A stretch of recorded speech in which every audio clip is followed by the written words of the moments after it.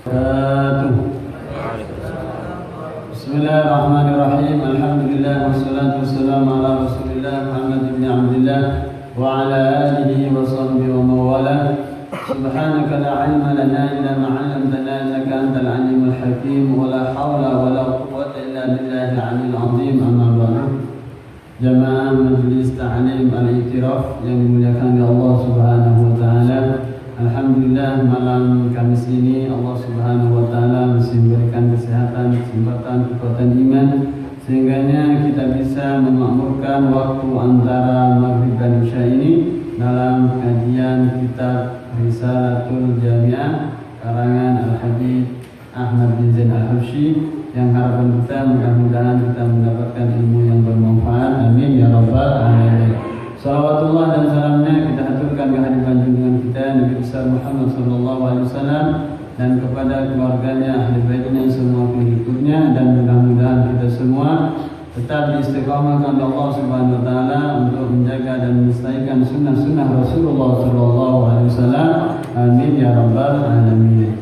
Jamaah majlis yang dimuliakan oleh Allah Subhanahu wa taala, kajian kita pada malam hari ini masih berkaitan tentang masalahnya furudus shalah, fardunya salat atau rukunnya salat, yang mana kemarin telah kita bahas: 1 an-niyah, 2 takbiratul ihram, 3 membaca Fatihah.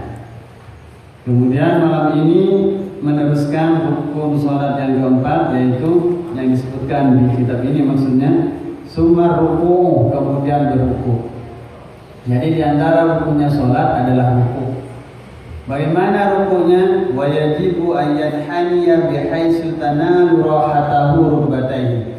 Sekiranya dia merunduk berruku', sekiranya dua telapak tangan ini bisa memegang dua lutut. Biasanya kalau sudah kita memegang dua lutut itu sudah rata-rata air pundak kita ya. Walaupun ada sebagian orang panjang tangannya, ketika masih pegang lututnya masih begini, maka baginya merundukkan.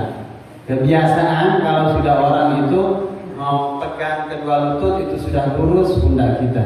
Nah, itu ukurannya. Jadi ukurannya lurusnya, bukan pegangan tangan kita. Wa yatma'innu fihi wujuban, dan wajib bertumanina di dalam ruku tersebut. Wajib. Apa itu tumanina? Tumanina adalah wujuban hatta tasmuna Allah, sehingga diam anggota tubuhnya. Itu yang dimaksud tumanina adalah diamnya anggota tubuh setelah rukun itu. Seukuran minimalnya membaca subhanallah. Orang baca subhanallah mungkin 5 detik, subhanallah. Jadi ruku seukuran itu saja, tapi dengan syarat tenang, tidak bergerak begini. Kalau bergerak begini tidak dihitung tumaninah. Jadi setelah ruku dia diam tenang seukuran minimal subhanallah. Maka itu di situ disunahkan kita baca tasbih subhanarabbiyal azim wa bihamdihi. Itu sebanyak disunahkan 3 kali minimalnya. Kalau sholat sendirian boleh 7, boleh 9, boleh 11, lebih panjang lebih bagus kalau itu sholat sendirian. Setelah ruku, jadi bacaannya subhanarabbiyal wa bihamdihi itu sunnah. Wajibnya tumanina, diamnya itu. Jadi andaikan ada orang ruku saja dia baca itu sah, soalnya sah. Begitu. Yang penting yang tidak, apa yang penting tumaninanya itu. Sumal i'tidalu, kemudian i'tidal. Apa i'tidal itu? Al-'aud ila ma kana qablahu, kembali kepada sebelumnya ruku itu. Sebelum ruku kan berdiri, jadi dia posisinya berdiri. Wa yatma'innu fi wujuban, dan juga wajib tumaninah di dalamnya. Summa sujudu marrataini, kemudian sujud 2 kali. Wal julusu baina sajdataini, dan duduk di antara 2 sujud. Wa yatma'innu wujuban fil kulli, dan wajib tumanina di semuanya. Maksudnya ketika sujud pertama tumanina, duduk di antara 2 sujud juga tumanina, sujud lagi kedua kalinya wajib tumanina.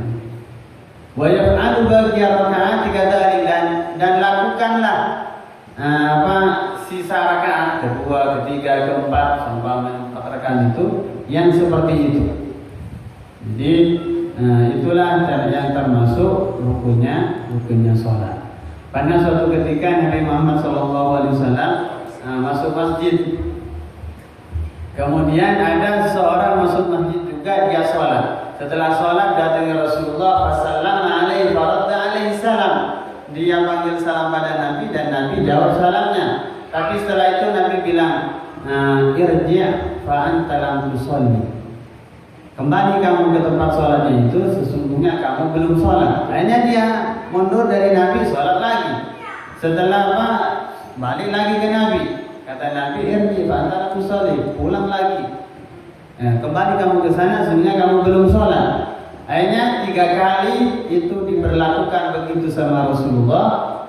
Kata orang tersebut, ya Rasulullah, wallazi ba'atsaka bil haqq, demi Tuhan yang mengutus engkau dengan kebenaran, fa inni la uhsinu ahsana min dzalika, sungguhnya saya tidak bisa sholat yang lebih bagus dari itu. Fa'allimni ya Rasulullah, maka ajari aku wahai Rasulullah, katanya seorang sahabat tersebut. Maka kata Rasulullah, idza qumta ila sholati, bila kamu sudah berdiri sholat, fakabbir, takbirlah kamu.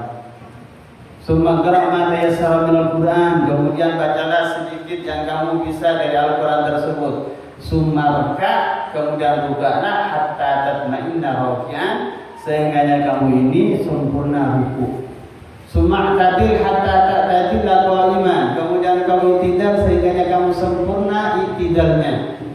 Sempurna berdiri. Summa sujud, kemudian sujudlah engkau hatta tatma'inna sajidan. Summa jlis, kemudian duduklah engkau hatta tatma'inna jalisan. Summa sujud, kemudian sujudlah lagi engkau hatta tatma'inna jalisan. Kata Nabi, summa fa'al dzalika fi sholatika kulliha, kemudian lakukanlah sholat yang seperti itu di semua sholatmu, artinya di semua rakaatnya. Itu kata ulama menurut mazhab Syafi'iyah menjadi dalil bahwa sholat itu wajib bertuma'innah. Dengan adanya sahabat itu, artinya sahabat itu datang sholatnya cepat-cepat begitu, sehingga sampai 3 kali diberlakukan oleh Nabi.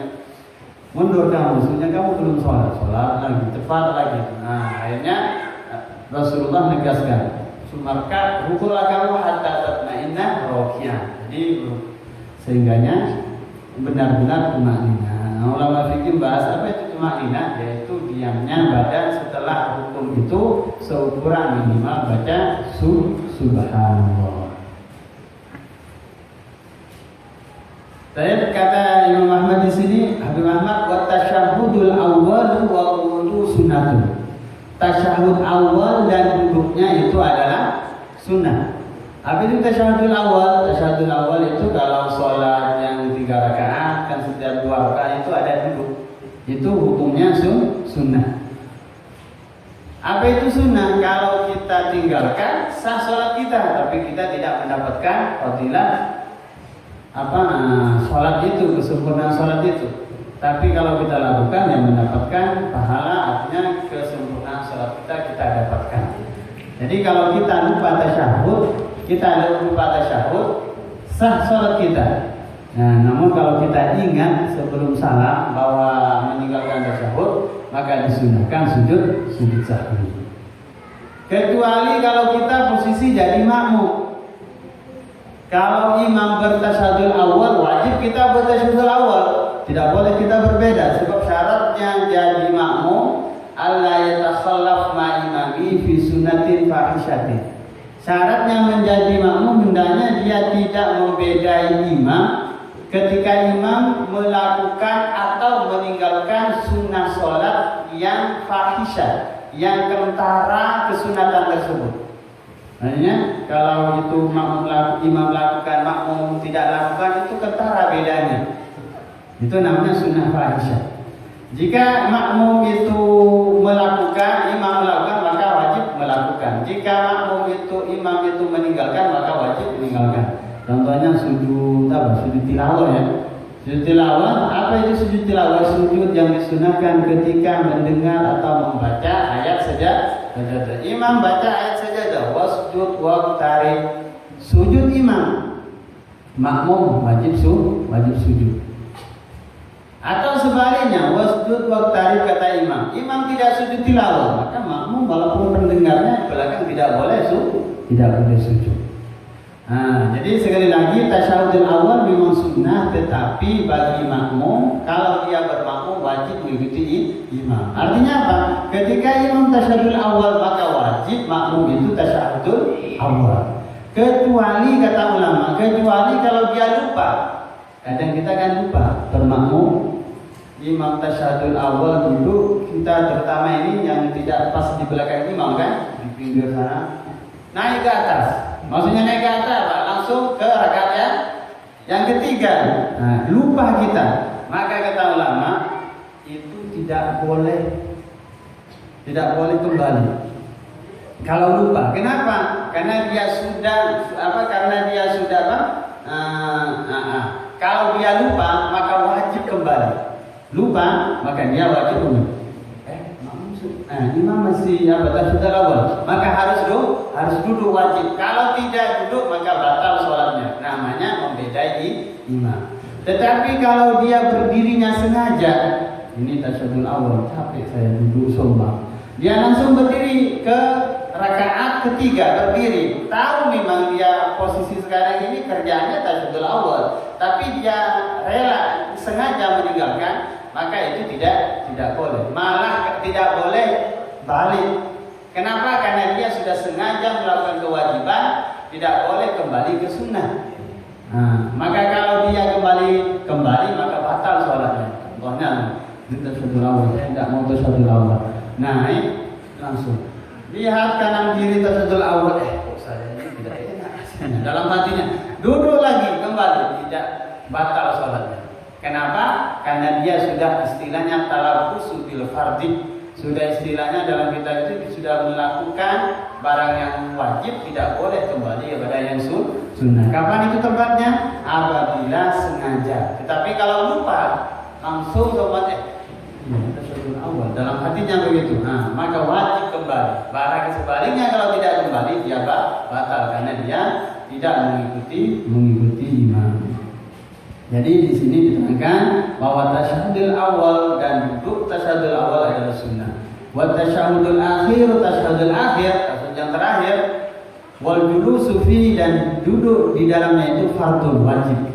Tasyahudul akhir adalah ucapan at-tahiyatul mubarakatus sampai dengan syahadat itu ya, asyhadu an la ilaha illallah wa asyhadu anna muhammadar rasulullah. Itu, maka itu adalah fardhu. Duduknya juga artinya dibaca dalam keadaan duduk itu wajib. Maka jangan seumpamanya setelah 4 rakaat isya semua dia jongkok. Apa jongkok? Jongkok itu tidak, dia mau baca tasyahud akhir katanya dalam posisi jongkok, tidak boleh. Wajib dia duduk. Atau dia berdiri. Lebih rakaat imam itu tidak, dia katanya tidak mau rukuk lagi, tapi dia mau baca tasyahud akhir dalam keadaan berdiri, tidak boleh. Jadi baca tasyahud akhir itu dalam keadaan duduk dan duduk. Wassalatu ala Nabi sallallahu alaihi wasallam ba'da tasyahud, dan membaca shalawat pada Nabi sallallahu alaihi wasallam setelah tasyahud, wa qabla salam, dan sebelum salam fardhu. Jadi Allahumma shalli ala sayyidina Muhammad itu adalah fardhu. Qabla salam fardhu, wassalamu minas sholati fardhu, dan salam dari sholat, assalamualaikum itu juga rukunnya sholat. Wa qabla salami assalamu alaikum, paling sedikitnya salam itu assalamualaikum warahmatullahi, assalamualaikum paling sedikitnya. Sunnah ditambah assalamualaikum warahmatullahi taala wabarakatuh. Katanya disunahkan ketika panggil salam assalamualaikum, disunahkan juga niat panggil salam atau orang yang ada di sekitar sebelah kanan kita, dari orang Islam atau orang-orang atau para jin yang Islam. Begitu juga ketika panggil salam ke sebelah kiri, itu sunnah juga. Tapi walhasil harus pakai assalamu alaikum, ditambah itu sunnah. Itulah yang diterangkan dalam kitab ini masalahnya rukunnya sholat.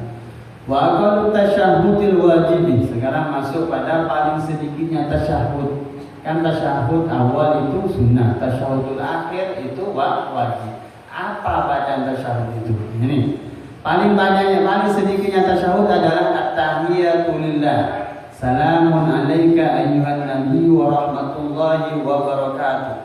Salamun wa alaina wa ala ibadillahi shalih. Asyhadu an la ilaha illallah wa anna Muhammadan abduhu wa rasuluh. Sampai di sini ini tasyahud.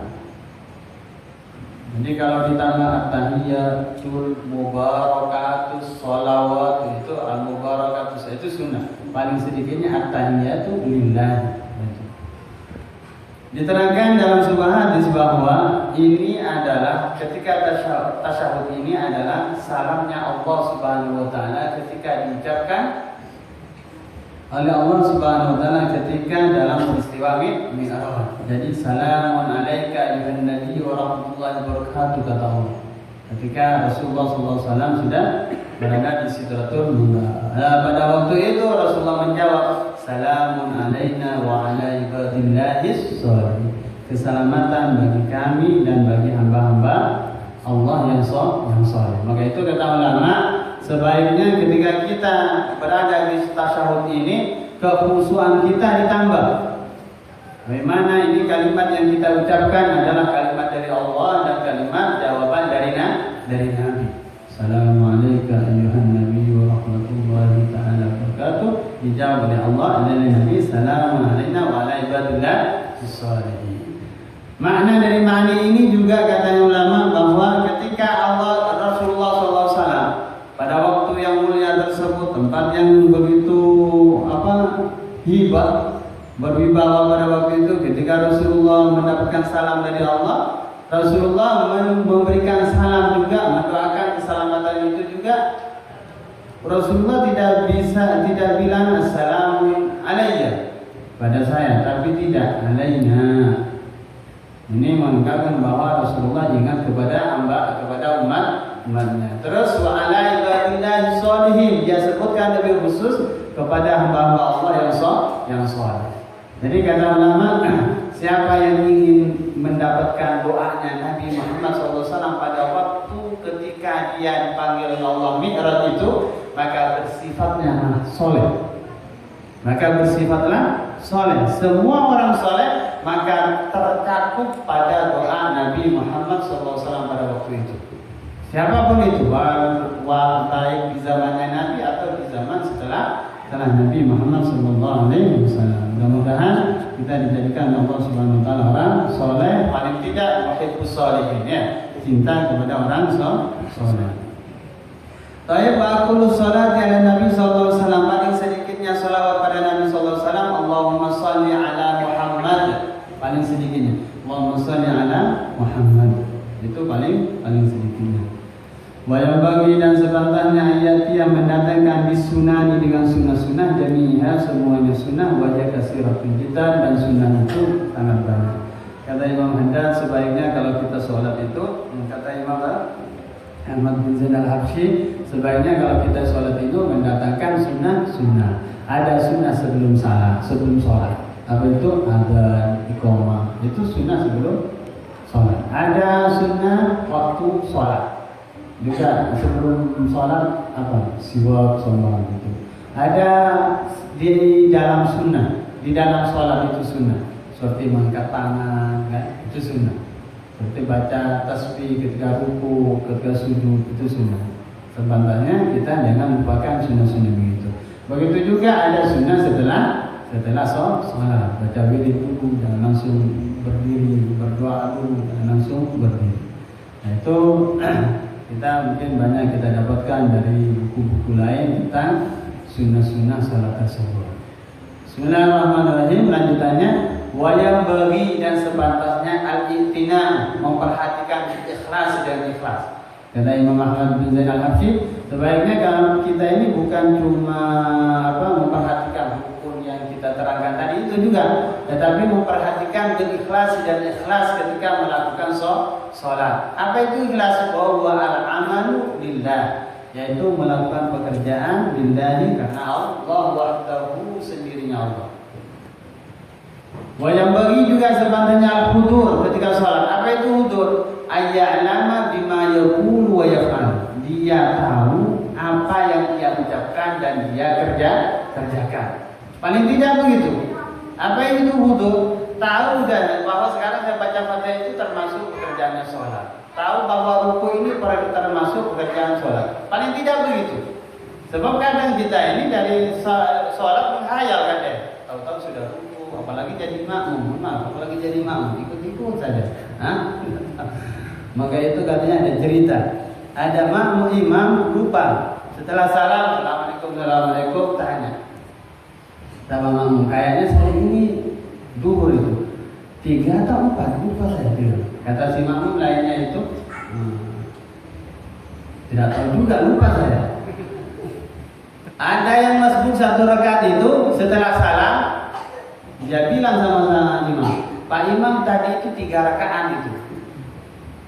Pak Imam itu tadi 3 rakaat. Kok tahu kamu 3 rakaat? Iya Pak Imam. Biasanya, maaf yang kerja di pasar.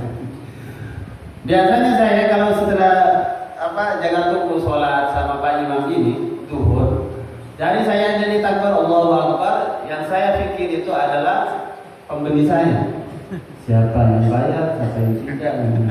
Pokoknya begitu saya selesai, Pak Imam salam dia. Dan tadi masih saya hitung berapa orang, rasanya Pak Imam sudah salam.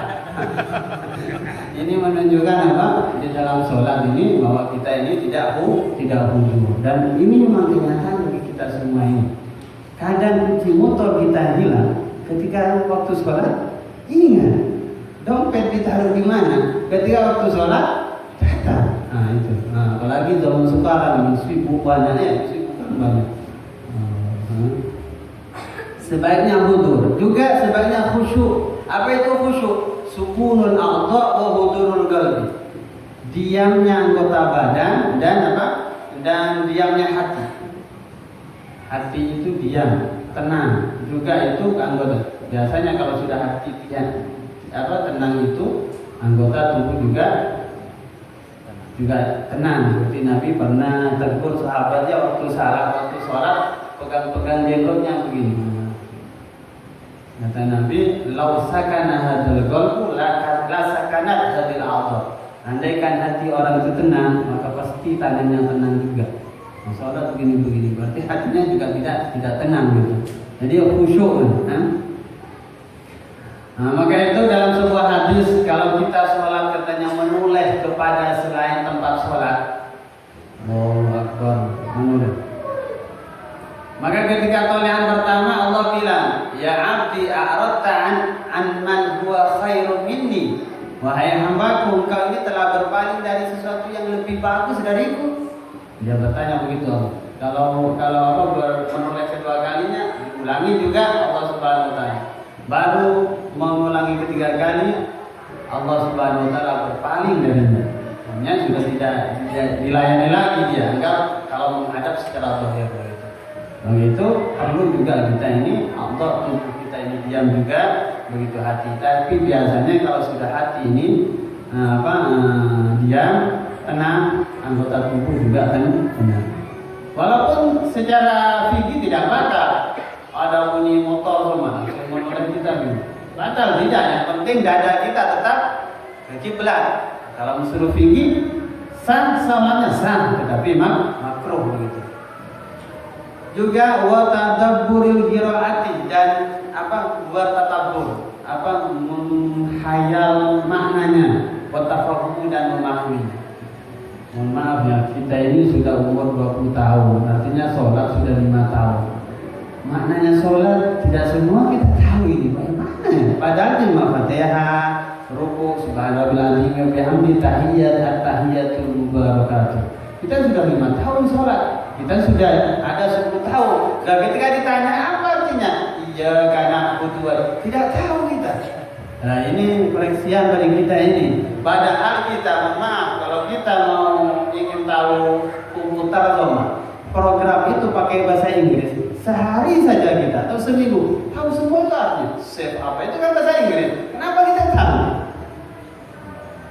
Kontrol itu kan bahasa Inggris. Kenapa kita tahu? Nah, karena kita sungguh-sungguh kalau belajar itu, giliran sholat, begitu-begitu saja ini. Maaf ini. Banyak kita ini sudah umur 5 tahun, tidak tahu makna yang dibaca dalam sholat itu. Padahal itu tidak banyak, itu malah diulang 5 kali sehari. Bahkan ulangannya itu per sholat banyak. Ulang kalau ruku Fatihah diulang 4 kali. Dan kita tapi tetap masih. Ini koreksian bagi kita. Sebenarnya ya kita dulu belajar sehari 5 menit, sehari 10 menit untuk mengetahui apa artinya itu. Alhamdulillahirrahmanirrahim, Ar-Rahmanirrahim, Maliki Yaumiddin, dan seterusnya. Kenapa? Karena kalau kita tahu maknanya itu lebih khusyuk daripada yang tidak tahu maknanya. Ketika bilang Bismillahirrahmanirrahim, tahu maknanya sambil kita mengangan-angan maknanya itu jauh lebih khusyuk daripada kita hanya sekedar tahu baca saja. Kenapa katanya? Wa innama yataqabbalullahu minas sholati biqadril hudur. Sesungguhnya orang yang diterima sholatnya itu hanya sekedar kehadiran itu. Dalam sebuah hadis, mana hadisnya adalah sesungguhnya Allah Subhanahu wa taala sesungguhnya seorang hamba tidak akan mendapatkan sholat itu kecuali sekedar hadirnya dalam sholat. Jadi kita hadir sedetik, ya itu yang ada nilainya bagi Allah Subhanahu wa ta'ala. Dan ini yang dimaksud oleh Imam Ghazali atau Imam Haddad dalam kitabnya yang dimaksud rohnya sholat. Imam Ghazali atau Imam Haddad mengatakan sholat ini ada 2 komponen yang sangat penting. Yang pertama ada zahirnya sholat, yang kedua ada batinnya sholat. Ada kerangkanya sholat, badannya sholat, ada hatinya sholat. Yang mana dua-duanya ketika kita melakukan sholat ini harus diperhatikan. Apa itu kerangka sholat, apa itu badannya sholat, itu yang diterangkan dalam fikih. Hukumnya sholat itu yang 17, jangan sampai ketinggalan, atau batalnya sholat jangan sampai kita lakukan. Itu yang kerangka sholat. Ada hatinya sholat. Apa itu hatinya sholat? Batinnya sholat, ikhlas dan hadir dalam sholat.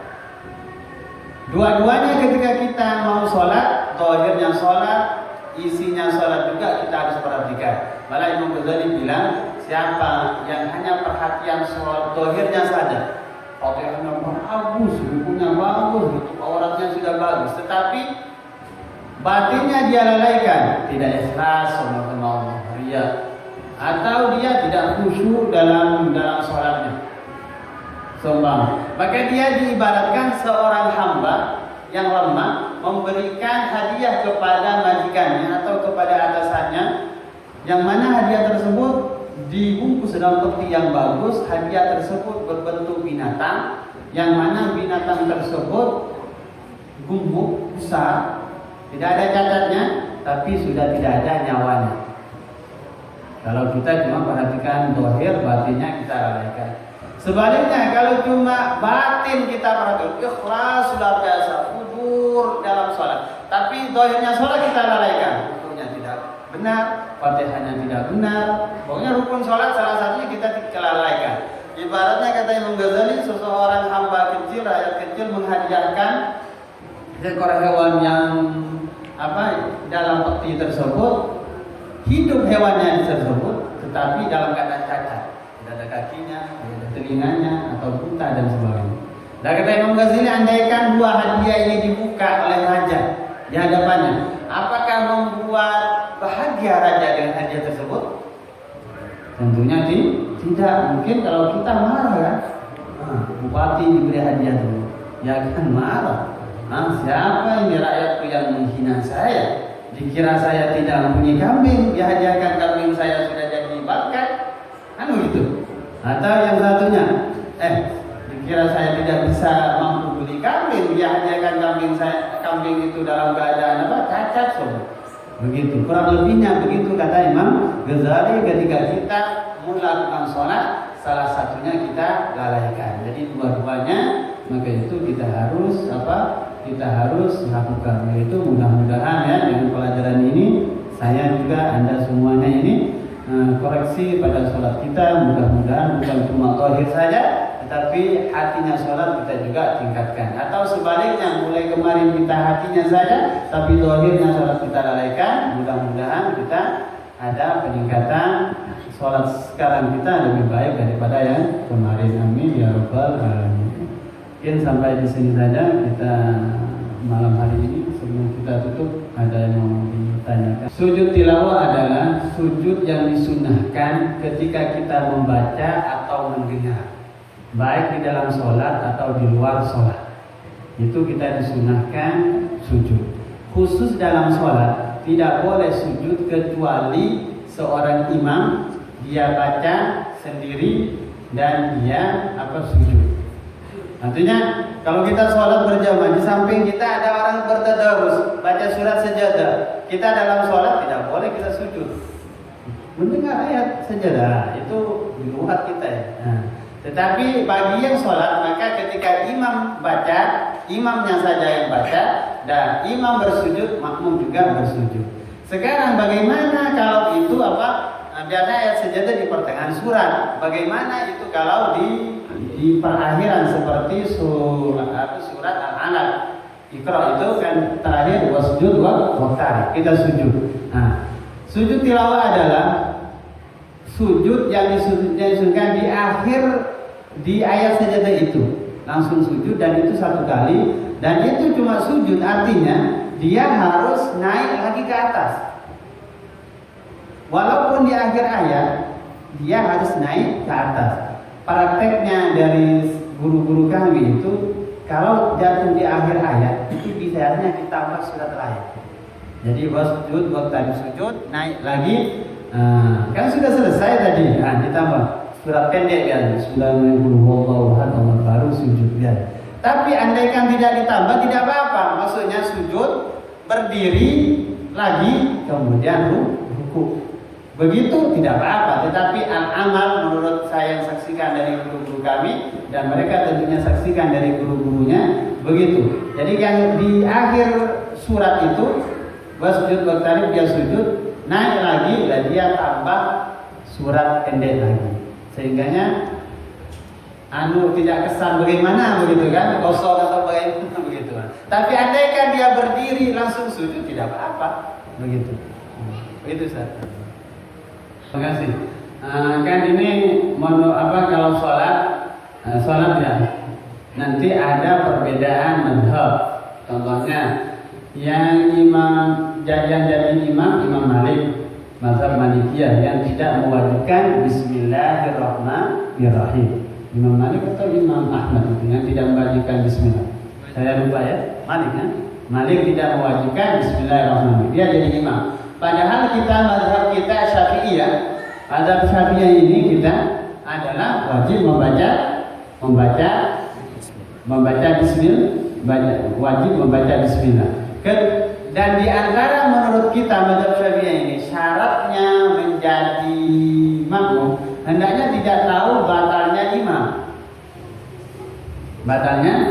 Dan ketika dia sudah tidak baca Bismillahirrahmanirrahim, maka berarti batal dia menurut pandangan mazhab Syafi'iyah.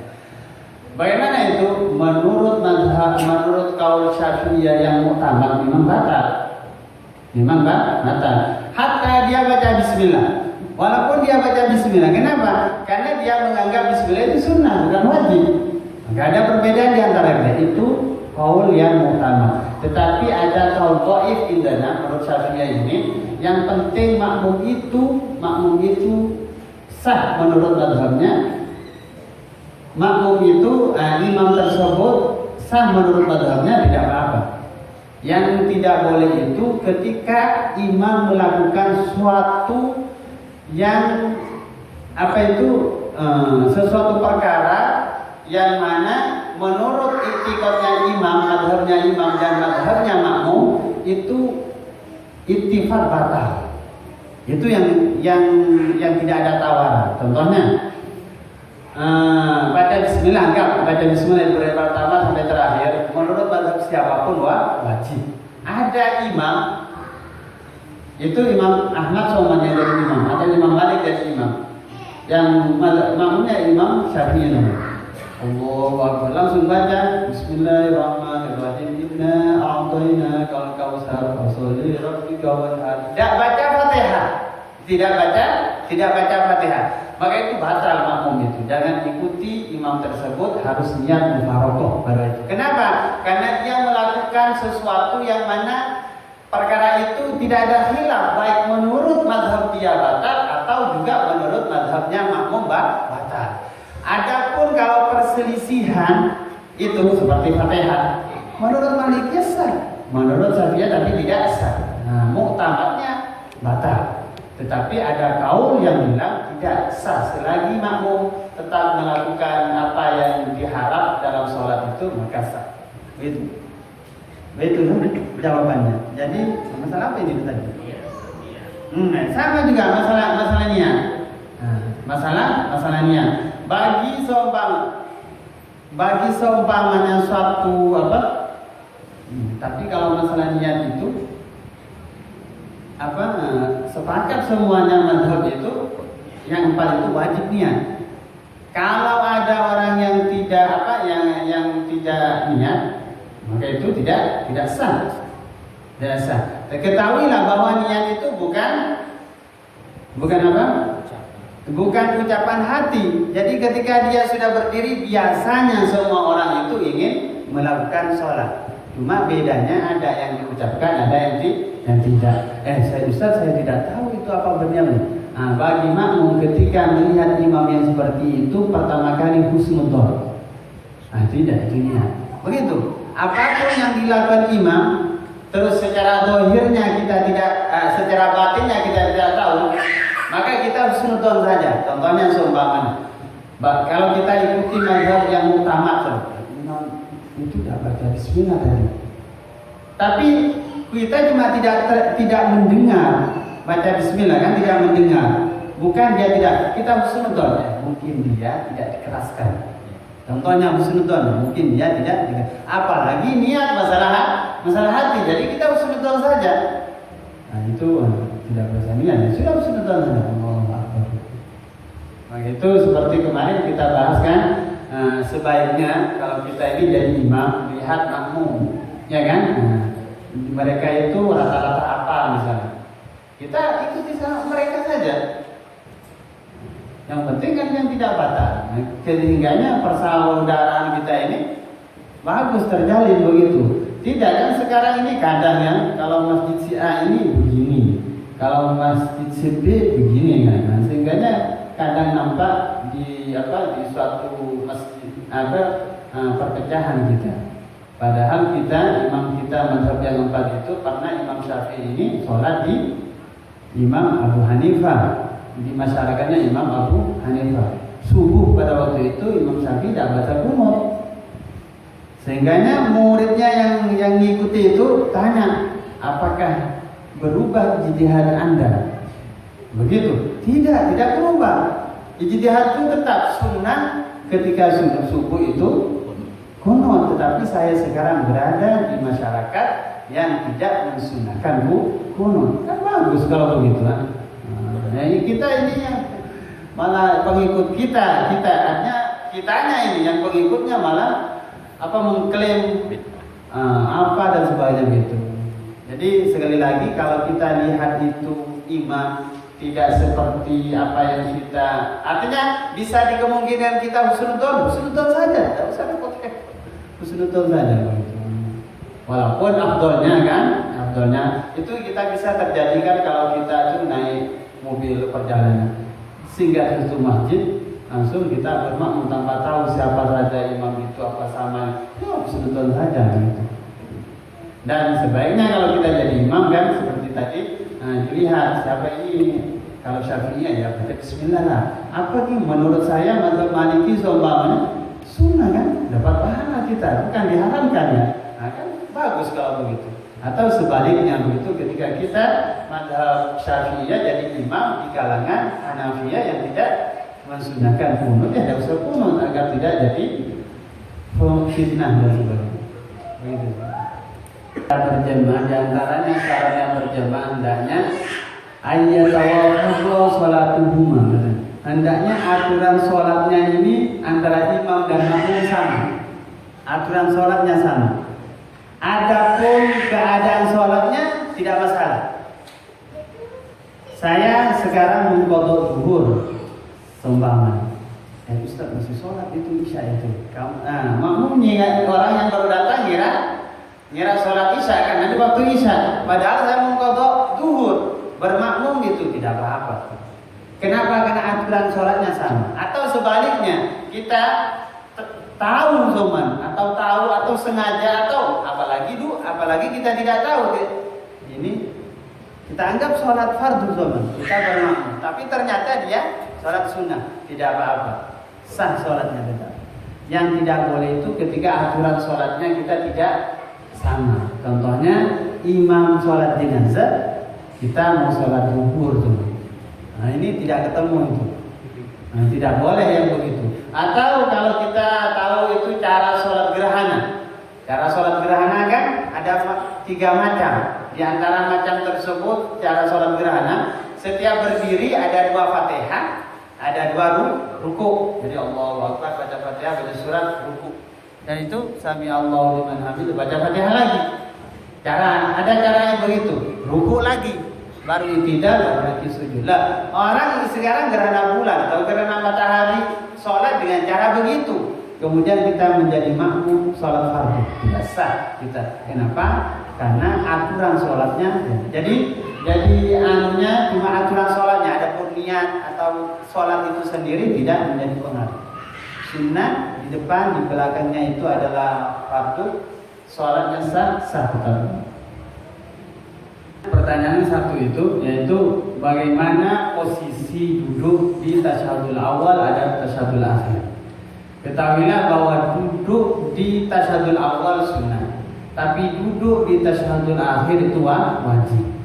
Tetapi yang dimaksud wajib itu adalah duduknya. Adapun cara duduknya itu sunnah. Mohon maaf, ketika tasyahudul akhir kita langsung bersila, merobak istilahnya. Bersila. Boleh. Sembarang atau tasyahudul akhir bagaimana lah? Duduknya pokoknya duduk, jangan berdiri, jangan jongkok, jangan berbaring. Pokoknya duduk. Bagaimana posisinya itu? Mohon maaf, seperti bapak maksud begini. Sah atau duduk seperti apa? Sah. Artinya duduk. Selagi itu tidak dibuat main-main itu sah. Tapi kalau dibuat main-main samping saya ini sadilhan saya bersila. Apa tujuan? Agar tertawa nanti. Nah, itu sudah niatnya yang membatalkan itu. Tetapi dalam keadaan duduk bagaimanapun itu sah. Namun disunahkan kalau posisi duduk yang pertama seperti kita lakukan itu, istilahnya tawarruk. Jadi apa? Coba tasyahudul awal. Begini posisi tasyahudul awal. Kalau tasyahudul akhir iftirash istilahnya, duduk iftirash tasyahudul akhir begini. Ini cuma sunnah, mohon maaf bukan menyepelekan sunnah, tidak. Artinya andai kan itu dibalik seumpamanya, itu sah sholat sah, karena itu posisi yang begitu itu sunnah. Sekarang kita ingin melakukan sunnah tentunya. Pada tasyahudul awal duduk kita seperti ini. Terus ingat pertengahan, ya dirubah langsung pada waktu itu. Langsung dirubah. Tentunya menjaga gerakan jangan sampai 3 kali gerakan berturut-turut. Begitu juga di tasyahudul akhir, dia duduk seperti tasyahudul awal. Ingat tasyahudul akhir langsung berubah sambil menjaga gerakan jangan sampai gerakan yang atau tidak dirubah sampai begitu. Apalagi sempit kan? Ini kalau saya duduk iftirash akan mengganggu yang lain, maka itu tidak. Maka tetap begitu seperti tasyahud awal itu tidak apa-apa. Jadi sekali lagi duduk itu adalah sunnah. Adapun